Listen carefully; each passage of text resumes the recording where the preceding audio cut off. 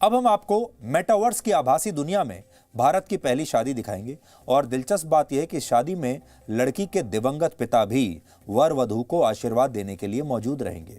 तमिलनाडु के एक जोड़े ने 6 फरवरी को भारत की पहली मेटावर्स शादी करने का ऐलान किया है, जिसमें लड़की के दिवंगत पिता वर वधू को आशीर्वाद देने के लिए वर्चुअल दुनिया में स्वयं उपस्थित रहेंगे। यानी वर्चुअल रियलिटी की मदद से इस विवाह में ऐसे लोग शामिल हो सकेंगे जिनकी मृत्यु हो चुकी है।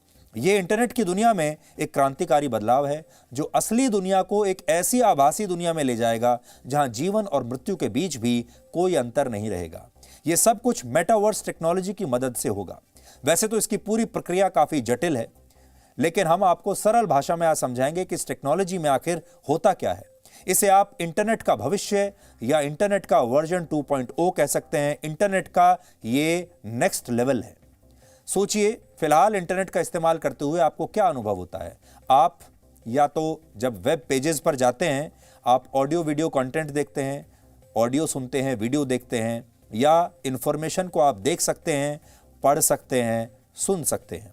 लेकिन मेटावर्स टेक्नोलॉजी आपको एक नए एडवांस्ड स्टेज में लेकर जाएगी। इसमें आप किसी चीज, व्यक्ति या स्थान को न सिर्फ देख, सुन और पढ़ पाएंगे, बल्कि उसे छूकर महसूस भी कर पाएंगे, जैसा कि 6 फरवरी को भारत की इस पहली मेटावर्स शादी में होगा। शादी के लिए भी एक वर्चुअल वर्ल्ड बनाया गया है, जिसमें शादी हॉगवर्ट्स स्कूल में होगी। यह एक काल्पनिक स्कूल है जिसे आपने मशहूर फिल्म हैरी पॉटर में भी देखा होगा। वर्चुअल वर्ल्ड बनाने के बाद दुल्हन के दिवंगत पिता का एक वर्चुअल किरदार बनाया जाएगा जो कुछ ऐसा दिखेगा जैसा आपकी स्क्रीन पर है। इसके अलावा वर वधू, उनके दोस्त और रिश्तेदारों के भी 3D वर्चुअल अवतार बनाए जाएंगे जो इस शादी में शामिल होंगे। हालांकि रियल वर्ल्ड से वर्चुअल वर्ल्ड में जाने के लिए हर व्यक्ति को आंखों पर एक VR हेडसेट और हाथ में खास तरह के ग्लव्स पहनने होंगे, दस्ताने पहनने होंगे। आंखों पर VR हेडसेट लगाते ही ये दूल्हा दुल्हन वर्चुअल वर्ल्ड में प्रवेश कर जाएंगे और अपने दिवंगत पिता का आशीर्वाद भी ले सकेंगे। अगर आपको अब भी ये टेक्नोलॉजी जटिल लग रही है, तो आप इसे इस वीडियो के जरिए समझिए जो वर्ष 2020 में दक्षिण कोरिया से आया था। इसमें इस टेक्नोलॉजी की मदद से एक महिला की मुलाकात उसकी 7 साल की बेटी से कराई गई थी जो मर चुकी थी, जिसकी 4 साल पहले वर्ष 2016 में एक बीमारी की वजह से मृत्यु हो गई थी। तब इस महिला ने वर्चुअल वर्ल्ड में प्रवेश करके अपनी बेटी के वर्चुअल अवतार को छूकर महसूस किया था और उससे बात भी की थी। आप इस वीडियो को देखकर ये पूरी टेक्नोलॉजी भी समझेंगे और आप ये भी देख पाएंगे कि जब एक मां अपने मृत बच्चे से इस वर्चुअल रियलिटी की दुनिया में मिलती है तो क्या भावनाएं आती हैं। तो थोड़ी देर के लिए हम आपको इस आभासी दुनिया में लेकर गए थे, वर्चुअल वर्ल्ड में लेकर गए थे। दुनिया जरूर आभासी थी, लेकिन इस मां के जो आंसू थे वो असली थे। इस मां की जो भावनाएं थीं वो असली थीं। और आप सोचिए, जब ये असली भावनाएं, ये असली प्यार, ये असली दुख, ये असली मुस्कुराहट, ये असली आंसू एक वर्चुअल दुनिया के जरिए इनका जब मिलन होगा तो एक नई तरह की चीज आपके सामने आएगी। इस टेक्नोलॉजी की मदद से इंसान वो सब कुछ कर सकता है जिसकी शायद कभी उसने कल्पना भी नहीं की थी। इससे उन लोगों को आभासी दुनिया में जीवित किया जा सकेगा जिनकी मृत्यु हो चुकी है। इसके अलावा मान लीजिए आप अपनी आंखों पर एक VR हेडसेट लगाकर वर्चुअल वर्ल्ड में किसी सड़क के किनारे टहल रहे हैं और इस दौरान किसी दुकान पर आपको कुछ कपड़े पसंद आ जाते हैं, तो आप डिजिटल करेंसी से उन कपड़ों को खरीद भी सकते हैं, उन्हें छूकर महसूस कर सकते हैं और जब आप वापस अपनी असली दुनिया में आएंगे तो ये कपड़े आपके घर पर डिलीवर भी हो सकते हैं। इसके अलावा ऑफिस की ऑनलाइन मीटिंग्स, स्कूल की ऑनलाइन क्लासेस का भी वर्चुअल अनुभव लिया जा सकता है। हालांकि इस टेक्नोलॉजी का इससे भी बड़ा फायदा यह है कि इसका इस्तेमाल बच्चों को देश का इतिहास बताने के लिए किया जा सकता है। आज हम सोच रहे थे कि जब आपके सामने आएंगे तो क्या ये टेक्नोलॉजी तो अब दुनिया में आ ही गई है, लोगों को इसके बारे में पता भी है। अब बड़ी चुनौती ये है कि इस टेक्नोलॉजी को अच्छे कामों के लिए सकारात्मक इस्तेमाल कैसे इसका हो सकता है। इस टेक्नोलॉजी का हमारे बच्चों को, छात्रों को, युवाओं को क्या फायदा हो सकता है, या ये टेक्नोलॉजी उन्हें सिर्फ भटकाने के लिए काम आएगी, उनका वक्त बर्बाद करने के लिए काम आएगी। इसलिए हमें लगा कि एक बहुत अच्छी टेक्नोलॉजी है जिसके जरिए हम अपने छात्रों को, युवा पीढ़ी को अपने देश के इतिहास के बारे में बता सकते हैं। आज अगर कोई युवा या कोई बच्चा शहीद भगत सिंह या नेताजी सुभाष चंद्र बोस के मुख से उनकी ही वीर गाथा सुनना चाहता है, किसी घटनाक्रम को देखना चाहता है, उसे जीना चाहता है, तो इस आभासी दुनिया में ये सब कुछ मुमकिन होगा। यानी ये टेक्नोलॉजी देश के लिए, हमारे समाज के लिए बहुत उपयोगी हो सकती है और संभव है कि भविष्य में गणतंत्र दिवस समारोह में इस टेक्नोलॉजी का इस्तेमाल होने लगे और सरकारें मुख्य अतिथि के तौर पर भी किसी देश के राष्ट्रीय अध्यक्ष की जगह, हो सकता है हमारे देश के संविधान निर्माता डॉक्टर भीमराव अंबेडकर को ही इस समारोह में वर्चुअली शामिल करा लें।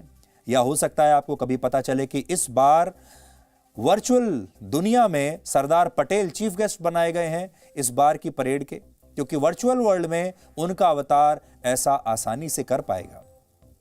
आप महात्मा गांधी से मिल पाएंगे, सरदार पटेल से मिल पाएंगे, नेताजी सुभाष चंद्र बोस से मिल पाएंगे, भगत सिंह से मिल पाएंगे और अपने देश के इतिहास को और हमारे देश के इतिहास के जो सुपरस्टार्स हैं उनसे मिल पाएंगे, उन्हें समझ पाएंगे।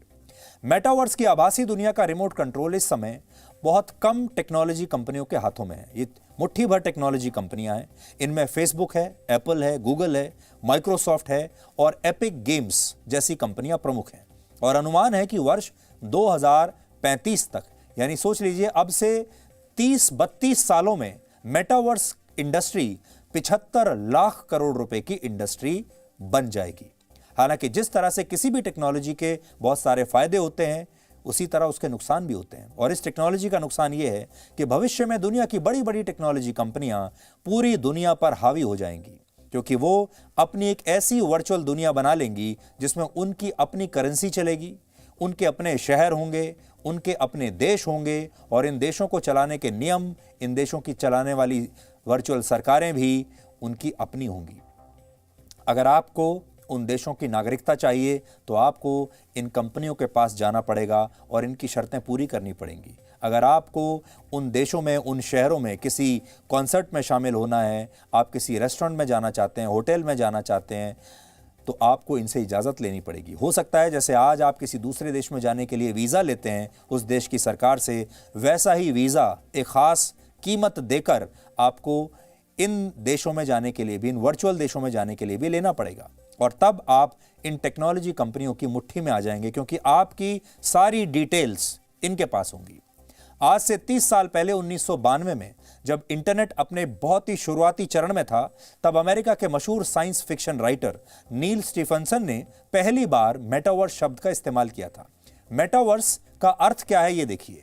मेटावर्स 2 शब्दों से बना है, मेटा और वर्स, इससे मिलकर बना है मेटावर्स। मेटा एक ग्रीक शब्द है, ग्रीक भाषा का शब्द है, जिसका अर्थ होता है पार, जैसे किसी चीज के पार चले जाना। और वर्स शब्द जो है वो यूनिवर्स से आया है, जिसका अर्थ है ब्रह्मांड। यानी मेटावर्स का अर्थ यह हुआ कि आप अपने इस यूनिवर्स को, इससे पार चले जाएंगे। इस यूनिवर्स को पार करके आप एक अगले यूनिवर्स में चले जाएंगे।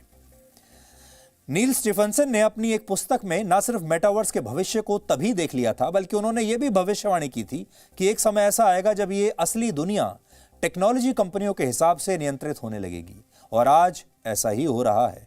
आज मेटावर्स टेक्नोलॉजी की मदद से वर्चुअल वर्ल्ड में जो शहर बसाए जा रहे हैं, वहां जमीनों की बिक्री शुरू हो गई है। अब आप इस वर्चुअल वर्ल्ड में जमीन खरीद सकते हैं, मकान बना सकते हैं, थिएटर्स बना सकते हैं, रेस्टोरेंट्स, होटल्स बना सकते हैं।